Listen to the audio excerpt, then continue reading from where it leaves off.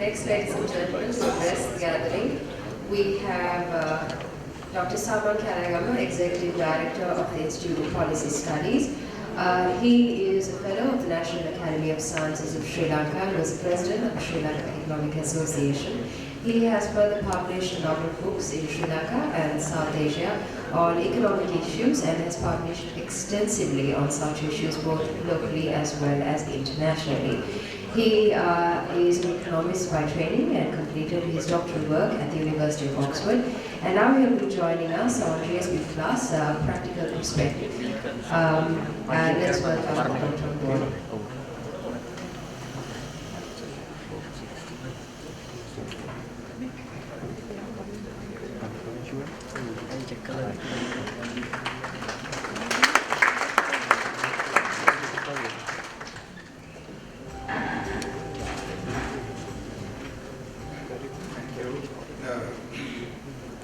Let me first thank the University Textile Association for inviting me to speak on this subject. Needless to say that when dealing a topic like this with number of speakers, there is bound to be repetition. So some of the areas that I have going to touch on has been already spoken of, but perhaps I can give a different narration to some of the issues. So how I will go about this is basically I will first give an overall picture of trade and investment with the European Union, then deal with EU-Sri Lanka trade, look at both the GSP and GSP Plus scheme, then the impact of Sri Lanka, and finally regaining of GSP Plus. So the first point that I would like to make is that for Sri Lanka, European Union is a large and important market.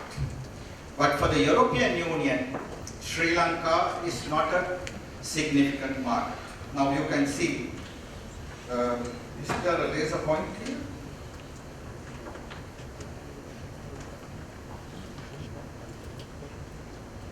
Or if you can see the somewhere in this PowerPoint, in this slide, Sri Lanka is the 57th import partner to the European Union, and it is the 75th export partner, and in fact account for 0.1% of EU trade, compared to what Sri Lanka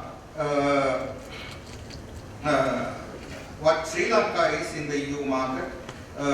For example, as was highlighted by the other speakers, it's the single largest export market and the fourth largest source of imports. EU accounts for 31% of our exports and 8% of our imports. Even if you look at the foreign direct investment from EU, Sri Lanka is about 33%, as you can see at the bottom of the slide. The other point I would like to make in regard to the overview is that this is not moving. Is there a technician who can help?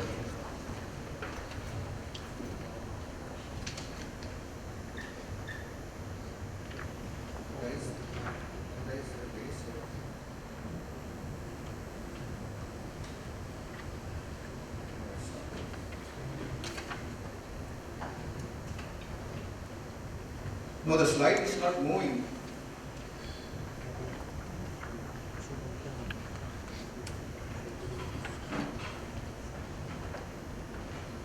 All right. Fine. Now, if you look at Sri Lanka's export markets in the EU, you can see from this slide, as was highlighted by the previous speaker, the dominance of United Kingdom for our exports. Of course, when you look at imports from the United Kingdom, you can see, more or less even distribution, but for export, United Kingdom happens to be the largest market. If you look at it product-wise disaggregated, as was highlighted by the previous speaker and others, that for exports, textiles and garments is the most important item vis-a-vis the European Union market. Then comes plastic and rubber products, machinery, etc. In terms of imports, of course, the most important item is textiles, that is the textiles that come as inputs to the ready-made garment industry. Then we also have machinery and electrical items. We also have chemical and allied products in regard to imports. So this is quite different from the exports. Apparel dominates, as you can see in the first side of the table, followed by rubber products, plastics, food products, etc. Now, textiles is the most important item, and if you look at the textile exports to the world, you can see European Union accounts for 46% of our textile exports. Of course, these are data for 2014.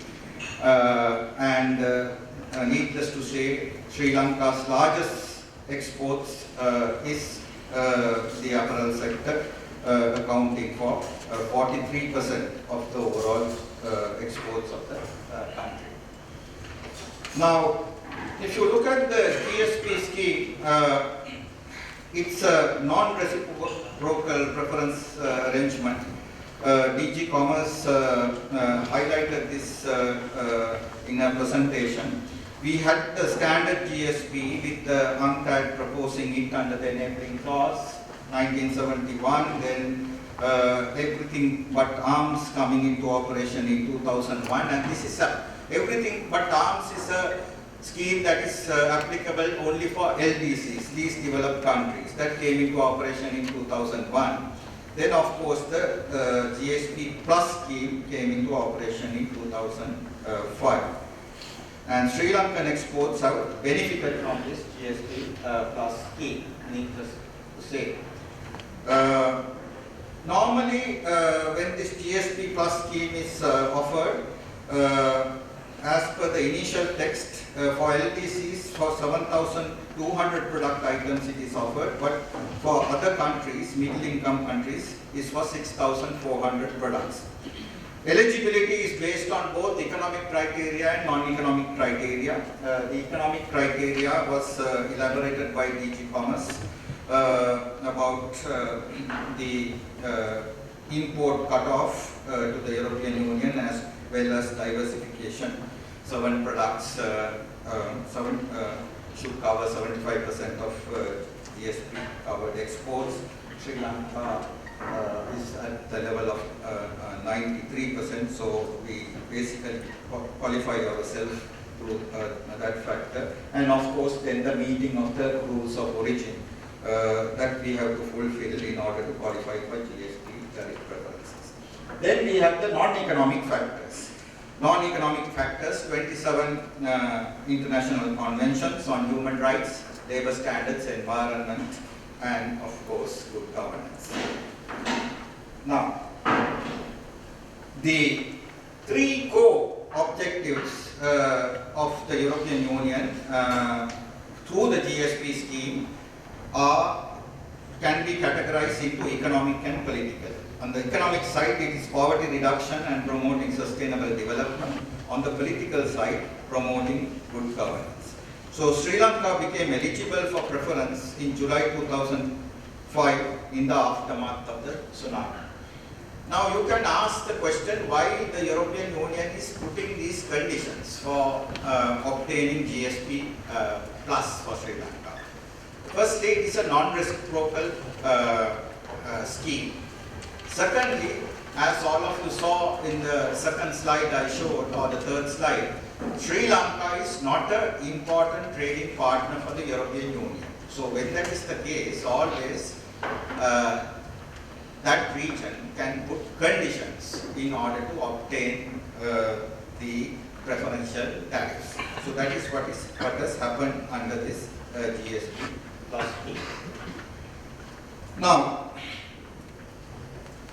as was highlighted, Sri Lanka's apparel sector was the major beneficiary, and the significant preference for the apparel products,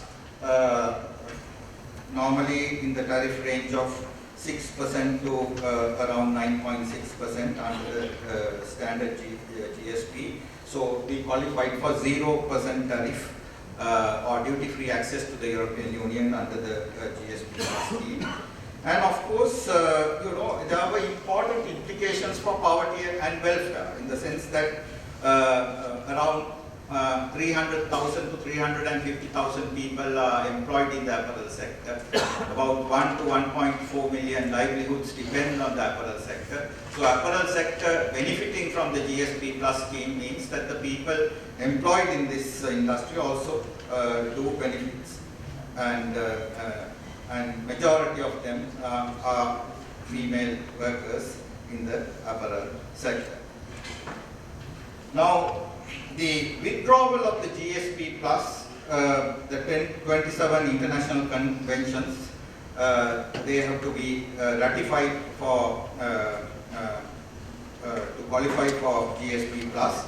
62 conventions on human rights and labor, and 11 conventions on good governance and environment. So these are the ones we have to fulfill. Now, the key international human rights conventions listed under the relevant EU law are the International Convention on Civil and Political Rights, Convention Against Torture, and Convention on Child Rights of